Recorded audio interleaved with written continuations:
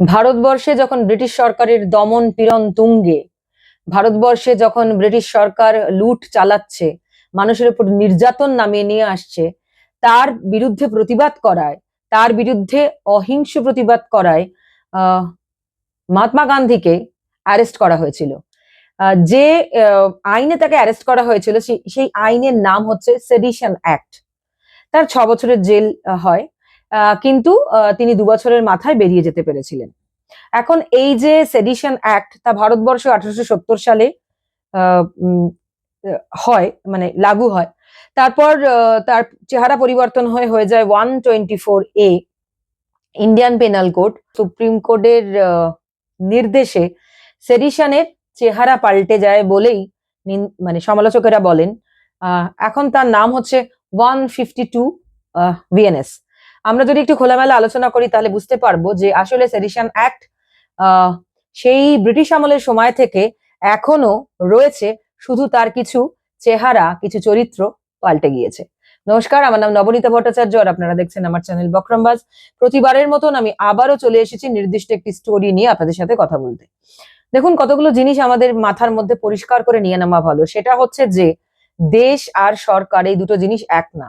দেশ আমাদের সকলের, আর সরকার হচ্ছে তারা যাদেরকে গণতান্ত্রিক পদ্ধতিতে দেশের মানুষ নির্বাচন করে এবং লোকসভায় বলুন বা বিধানসভায় বলুন, তাদেরকে পাঠায়। সাধারণ মানুষ সে ন্যায্য অধিকার, তাদের পাওনা, তাদের কথা বলা, তাদের জন্য কথা বলার জন্য তারা জাস্ট রিপ্রেজেন্টেটিভ পাঠায়, প্রতিনিধি পাঠায়। পার্লামেন্টে বলুন বা অ্যাসেম্বলিতে বলুন, তারা তাদের প্রতিনিধি পাঠায়। আমাদের এত বড় একটা দেশ, এত জনসংখ্যা, সবাই মিলে দেশ চালাতে গেলে বেজায় সমস্যা হয়ে যাবে বলেই আমরা নির্বাচনের মাধ্যমে আমাদের প্রতিনিধি নির্বাচন করি। আমাদের যাদেরকে মনে হয় যে এরা আমাদের জন্য ফিট, এরা আমাদের কথা বলবে, এরা আমাদের কথা বলে আমাদের অধিকার ছিনিয়ে নিয়ে আসবে, এরা আমাদের কথা আমাদের জন্য বলবে, আমাদের ভালো থাকাগুলোকে জন্য লড়াই করবে। সুতরাং যারা লোকসভায় রয়েছে, যারা বিধানসভায় রয়েছে, তারা প্রত্যেকেই হচ্ছে জনপ্রতিনিধি। জনগণ তাদেরকে নির্বাচন করে সেখানে পাঠাচ্ছে। এবার এই যে এবার জনগণ যাদেরকে নির্বাচন করে পাঠাচ্ছে, এবার জনগণ যদি দেখে যে যাদেরকে নির্বাচন করে পাঠানো হলো তারা জনগণের কথা বাদ দিয়ে, দেশের কথা বাদ দিয়ে এমন অনেক কিছু করছে যা জনগণের না পাসান, জনগণের মনে হচ্ছে আসলে এইগুলোর জন্য আমরা প্রতিনিধি নির্বাচন করে লোকসভায় বা বিধানসভায় পাঠাইনি। আমরা আরো বেটারমেন্ট আশা করেছিলাম। দেশ মানে তো শুধু কিছু মানে সীমান্ত এলাকা নয়, দেশ মানে হচ্ছে দেশের মানুষ, যারা দেশের কোণে কোণে, সীমান্ত থেকে শুরু করে দেশের সবকটা দিকে ছড়িয়ে ছিটিয়ে থাকে। এবার এবার এখানে এই যে সমস্ত মানুষ নির্বাচন করে প্রতিনিধি নির্বাচন করে তারা পাঠায়। কোনো দলকে যদি মনে হয় তারা তাদেরকে নির্বাচন করে, কোনো প্রতিনিধিকে যদি মনে হয় করে। এবং এখানে কিন্তু যারা সরকারে আছে, যারা বিরোধীতে আছে, প্রত্যেককেই কিন্তু সাধারণ মানুষ নির্বাচন করে। যারা সরকারে আছে আর যারা বিরোধী পক্ষ আছে, এই দুটোর মধ্যে ভোটের কিছু পার্থক্য থাকে, কিন্তু যারা বিরোধী থাকে তারাও কিন্তু ভোট পায়। এমন নয় যারা তারা শূন্য মার্জিনে হেরে বসে আছে, আর যারা সরকারে আছে তারা একটা বিশাল পুরো ভোটটাই পেয়ে গেছে, এরকম নয়। দুটি ভোটের মধ্যে পার্থক্য থাকে, ভোট পাওয়ার মধ্যে। কেউ যদি 100টা পেয়ে থাকে, এই 75টা পেয়েছে বা 25টা পেয়েছে। তার মানে এই দুপক্ষের, বিরোধী এবং যারা সরকার আছে, তারা প্রত্যেকেই সাধারণ মানুষের দ্বারা নির্বাচিত। যারা বিরোধী এমন নয় তারা একটাও ভোট পায়নি ফলে তারা হাত গুটিয়ে বসে থাকবে, এমনটা নয়। এদের দুপক্ষকেই কিছু না, কেউ মনে করেছে যে, ভারতের বেশিরভাগ মানুষ মনে করেছে যে এমন একটা দলকে পাঠাবো, ফলে তারা পাঠিয়েছে। আর যাদেরকে মনে করেনি তারা বিরোধী অবস্থানে রয়েছে এবং একটা বড় ভোট মার্জিন তারাও পেয়ে থাকে। সুতরাং সবটাই আসলে ভারতবর্ষের মানুষ নির্বাচন করবে, ভারতবর্ষের মানুষ ডিসাইড করবে। এইবার যখন সেডিশন অ্যাক্ট নিয়ে যখন কথা হয়, সেডিশন অ্যাক্ট মানে হচ্ছে যে আমরা যদি 152টা ধরি, 152 ভিএনএস ধরি, তাহলে সেখানে বলা হচ্ছে যে ভারতের যে সার্বভৌমত্ব, ভারতের যে ঐক্য, তার ওপর যদি কোনো রকম আঁচ আসে তাহলে 152 যে ভিএনএস, তাতে তাকে অপরাধী বলে চিহ্নিত করা হবে এবং তার শাস্তি হবে। এবং সেখানে নানা রকম হতে পারে, মানে এরকমও হতে পারে যে কেউ কোনো সশস্ত্র সংগ্রাম করছে, সেটাও হতে পারে। আবার এরকম হতে পারে যে কেউ শব্দের মাধ্যমে, কেউ ভাষার মাধ্যমে, কেউ তার আচরণের মাধ্যমে এমন কিছু করার চেষ্টা করছে, এমন কিছু উস্কানিমূলক কাজকর্ম করছে বলে মনে হচ্ছে বলেও কিন্তু 152-তে, মানে সেটা সবসময় যে সশস্ত্র হবে এরকমটা নয়, সেটা হতে পারে কেউ কিছু বলছে, কেউ কিছু লিখছে, কেউ কিছু করছে, কেউ কিছু অ্যাক্ট করছে, যেটা 152-তে মনে হচ্ছে যে যেটা কিছুটা যেন তার মধ্যে উস্কানি রয়েছে, তার মধ্যে সেই উস্কানি আসলে দেশের ঐক্য, দেশের সার্বভৌমত্বের ওপর কোন রকম বাধা সৃষ্টি করতে পারে, তাহলে 152 হয়। এবার আমরা যদি সেডিশনে দেখি, সেডিশনের কিন্তু এইরকমই, সেখানে ছিল যে সরকারের এগেনস্টে, এটা হয়ে যাচ্ছে দেশের ঐক্য, দেশের সার্বভৌমত্ব, তার মধ্যে রয়েছে কি শব্দ, লেখা, কথা, আচরণ রয়েছে। দেশের কোনো সশস্ত্র সংগ্রাম যদি কেউ করতে চেষ্টা করে, কোন রকম দেশকে কোনো কিছুর ভিত্তিতে ভাগ করার জন্য চেষ্টা করে, তাহলে সেটাও যেমন 152-তে আসবে, তেমনি কেউ যদি শব্দের মাধ্যমে, কথার মাধ্যমে, আচরণের মাধ্যমে উস্কানিমূলক আচরণ করে বলে মনে হয়, তাহলে তাকেও সেই ধারাতেও তাকেও কিন্তু ধরা হবে। আমাদের বলা হচ্ছে যে সেডিশন নেই, সেডিশন উঠে গেছে, কিন্তু সেডিশন যখন ছিল তখন কিন্তু ভারতবর্ষের আমি কতগুলি আর্টিকেল দেখছিলাম, যখন সেডিশন মানে 124A যখন ছিল, তখন আমি তার কতগুলি তথ্য আমি আপনাদের সামনে তুলে ধরবো। সেখানেও কিন্তু এটা ছিল যে 2014 থেকে 2020-র মধ্যে সেডিশন বেড়েছে 28%। সেডিশনকে এখন কিছুটা দমিয়ে দেওয়া হয়েছে, দাবিয়ে দেওয়া হয়েছে, কিন্তু যদি আপনারা 152 দেখেন, তাহলে দেখবেন যে সেখানে সেডিশনের একটা প্রতিফলন রয়েছে, বা 124A চেঞ্জ হয়ে গিয়ে ইন্ডিয়ান পিনাল কোডে চেঞ্জ হয়ে গিয়ে 152 হয়েছে। 124A-তে ছিল যে সরকারের সমালোচনা করা, সরকারের কাজে সমালোচনা করা, এখন সেটা চেঞ্জ হয়ে গিয়ে হয়েছে দেশের সার্বভৌমত্ব, দেশের ঐক্য, দেশের মানে দেশের ক্ষেত্রে যদি সেটা মানে উস্কানিমূলক হয়, তাহলে অবশ্যই 152-তে, এবং সেটা শব্দ, ভাষা, কথা, আচরণ, যেটা সেডিশনের একটা বড় পার্ট, সেডিশনের একটা বড় পার্টের মধ্যে এটাও, যে কেউ কথার মাধ্যমে, ভাষার মাধ্যমে, লেখার মাধ্যমে, আচরণের মাধ্যমে যদি মনে হয় যে কোনো রকম উস্কানি দেওয়ার চেষ্টা করছে, তাহলে সেটা 152-তে যাবে। এবার আমরা যদি 2014 থেকে 2020 এই আর্টিকেলটি আমি পড়ছিলাম, বার অ্যান্ড বেঞ্চের একটি রিপোর্ট, সেখানে আর্টিকেল এই যে 14 ডিকেড অফ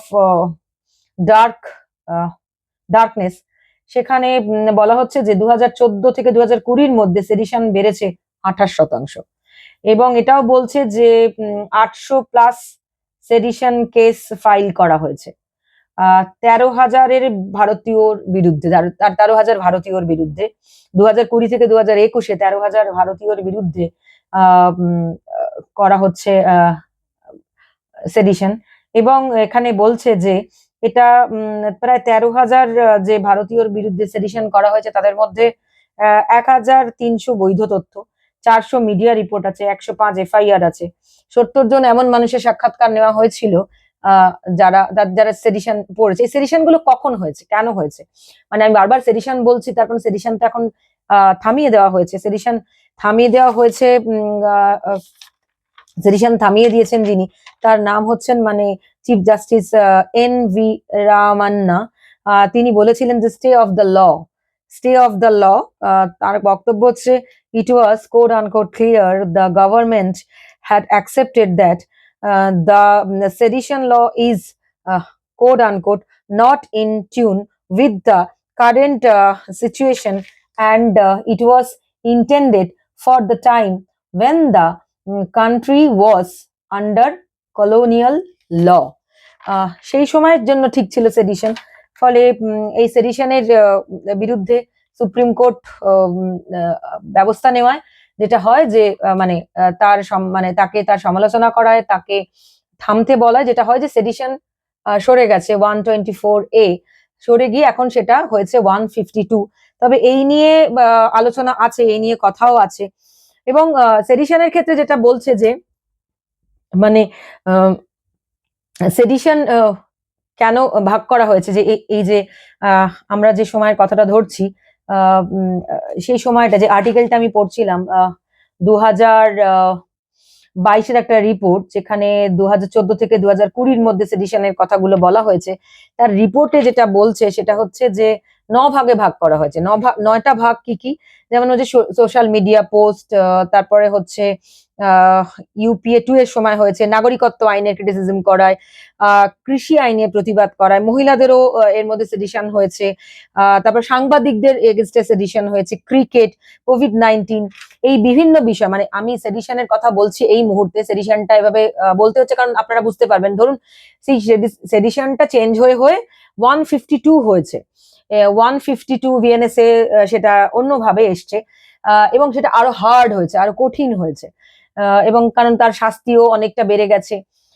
এবার এই ধারাগুলোতে এই পোস্ট দেখবেন, এখনো তাকালে কিন্তু আপনারা বুঝতে পারবেন সেই সোশ্যাল মিডিয়া পোস্ট হতে পারে, কিছু ভাষা, কিছু কথা হতে পারে, এবং ক্রিটিসিজম, সরকারি ক্রিটিসিজম করোনার সময় যেভাবে সরকার ডিল করেছে, বা মাইগ্রেন্ট যে পরিযায়ী শ্রমিক তাদের উপর আচরণ, এগুলোতে কথা বলায় মানে সেডিশন হয়েছে।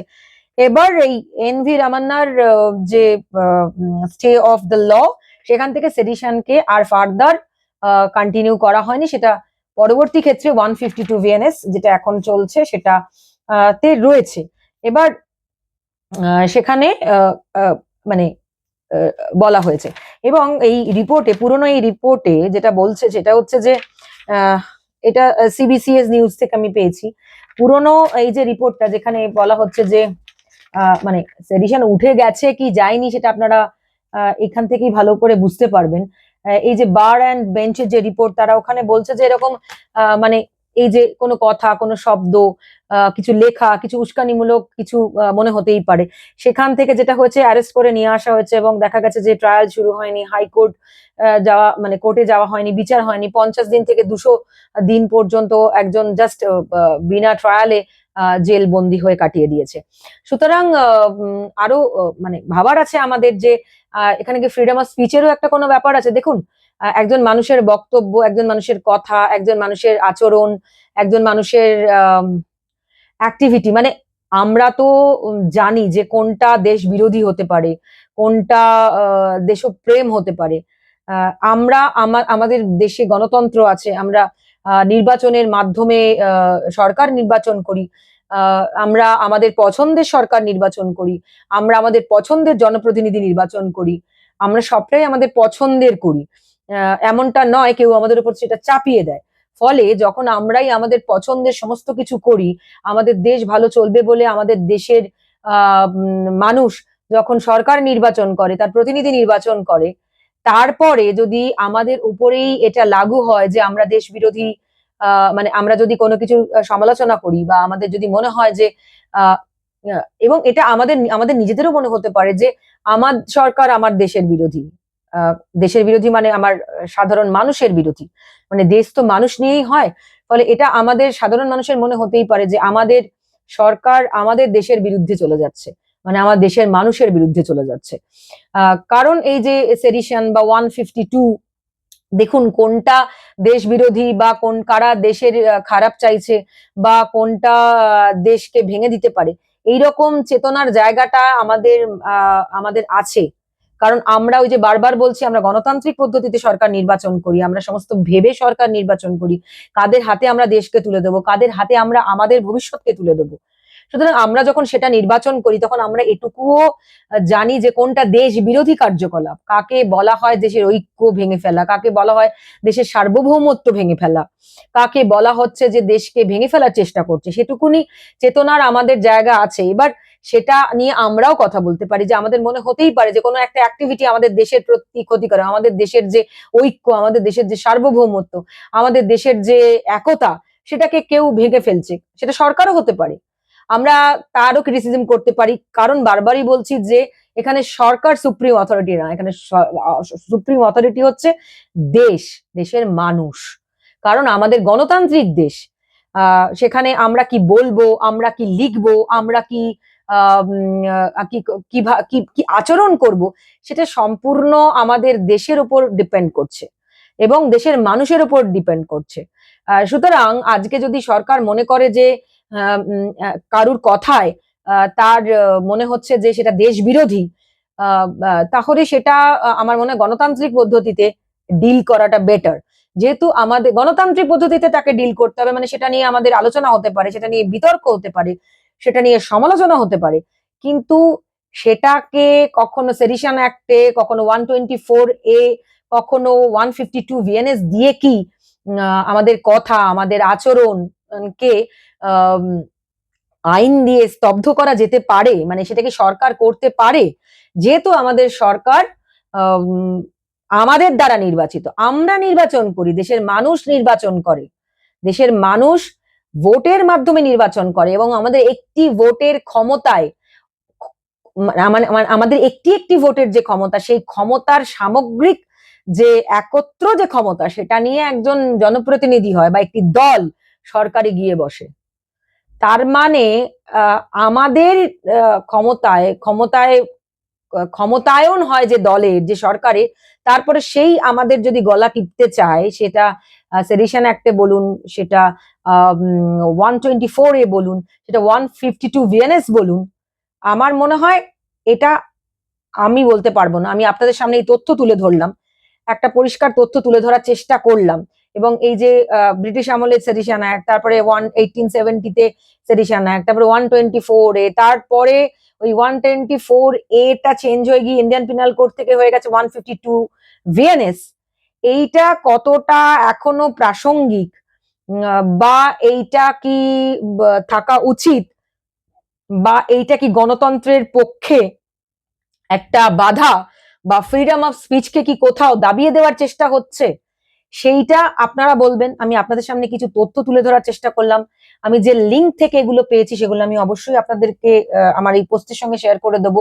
তবে একটা স্বাধীন গণতান্ত্রিক দেশে সেডিশন অ্যাক্ট বলুন, বা 124A বলুন, বা 152, যেটা বারবারই সমালোচকরা বলছেন যে আসলে ওটাই 152টাই সেডিশন অ্যাক্ট হয়ে আছে, কিছুটা এদিক ওদিক করে, বরঞ্চ আরো টাফ হয়েছে। তো মানে এই একটা কেন থাকবে, 152টা কেন থাকবে? এই থাকাটা কি জরুরি? মানে আমরাই সরকার নির্বাচন করব, তারপরে আমরাই যদি কোনো কারণ, আমরা যদি মনে হয় আমাদের সরকার ঠিক কাজ করছে না দেশের জন্য, দেশের মানুষের জন্য, তাহলে সেই সেডিশন অ্যাক্টে কি আমাদের উপরেই সরকার ফলাবে? মানে এটা কি সম্ভব? এটা কি উচিত? আপনাদের মত আপনারা জানাবেন। দেশের সার্বভৌমত্ব, দেশের ঐক্য, দেশের যে একতা, তা অবশ্যই বজায় রাখবে, এবং আমরা জানি সবাই যে সেটা কিভাবে বজায় রাখতে হয়। এরকম আমাদের মনে হতেই পারে মানে যে সরকার সেটাকে নষ্ট করার চেষ্টা করছে, এরকম সরকারের যেমন মনে হচ্ছে আমরা চেষ্টা করছি, সাধারণ মানুষ চেষ্টা করছে। আবার এটাও হতে পারে যে সাধারণ মানুষেরও মনে হতে পারে সরকার এটা নষ্ট করার চেষ্টা করছে, আমাদের দীর্ঘদিনের যে সভারেন্টি, যে ইউনিটি।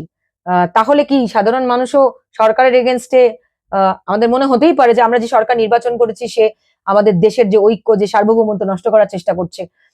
তাহলে কি আমরাও সেটার সরকারের এগেনস্টে 152 VNS করতে পারি? আপনাদের মত জানাবেন। আপনারা জানাবেন আপনাদের এই স্টোরি কেমন লাগলো। যদি আপনাদের ভালো লাগে তাহলে লাইক, শেয়ার, সাবস্ক্রাইব করবেন, এবং অবশ্যই কন্ট্রিবিউট করবেন। আমি প্রচন্ড স্বাধীনভাবে এই কাজটা করার চেষ্টা করছি, এবং আগামী দিনে কাজটা চালিয়ে যাব। তবে এই কাজটা চালিয়ে যাওয়ার জন্য আপনাদের সহযোগিতা, আপনাদের অর্থনৈতিক সহযোগিতা আমার ভীষণভাবে জরুরি। ভালো থাকবেন। নতুন কোনো স্টোরি নিয়ে আবার দেখা হবে।